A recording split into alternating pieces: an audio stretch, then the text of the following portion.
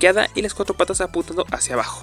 Varias estadísticas dicen que los gatos sobreviven después de caer al vacío en más del 90% de los casos. Existe incluso el caso de una gata que se precipitó desde el piso 32 de un edificio en Nueva York, y no solo sobrevivió, sino que se levantó de la caída con lesiones mínimas. A pesar de algunos casos excepcionales, la mayoría de gatos que caen durante una altura superior a 7 metros, equivalente a 2 pisos, acaba con múltiples lesiones. Estas lesiones son tan características que en el ámbito veterinario se conocen con el nombre de síndrome del gato paracaidista o del gato volador.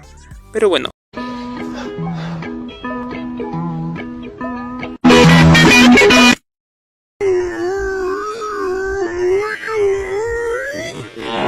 Ahora ya no te preguntarás